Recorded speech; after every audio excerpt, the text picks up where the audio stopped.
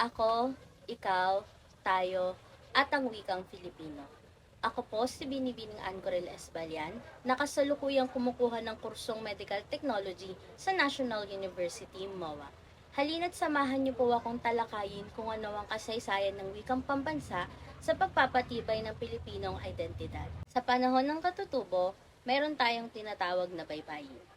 Ang baybayin ay lumang paraan ng pagsulat bago pa makarating sa kapuluan ang mga dayong Kastila.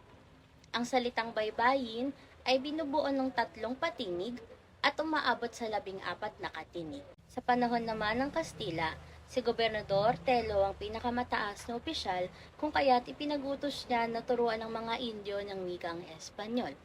Kaakibat ng pagtuturo sa mga Pilipino ng wikang Espanyol ay ang pagsabi ni na Carlos I at Felipe II na kailangan maging bilingual ang mga Pilipino.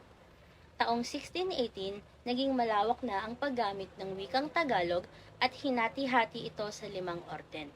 Ang katutubong wika rin ay pinag-aralan ng mga Kastila at ginamit sa pagpapalaganap ng Kristyanismo. Sa panahon naman ng Amerikano, dito na pumasok ang wikang Ingles at kulturang Amerikano. Nakilala si Lupe K. Santos bilang isang ama ng Balarilang Tagalog.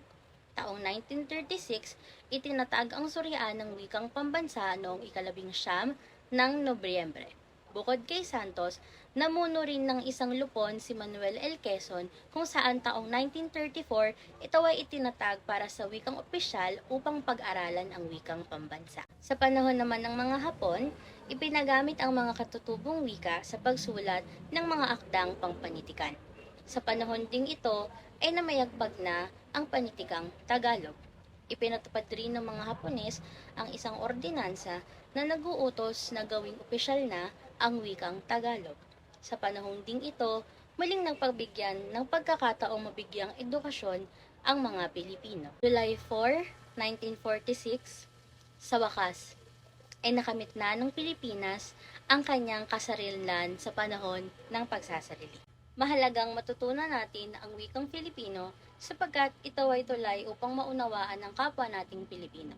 Kaya naman, marapat na ito ay pagyamanin at mahalin dahil ito ay nagsisilbing pundasyon ng ating kasalukuyan at kasaysayan. At dito po nagtatapos ang aking presentasyon.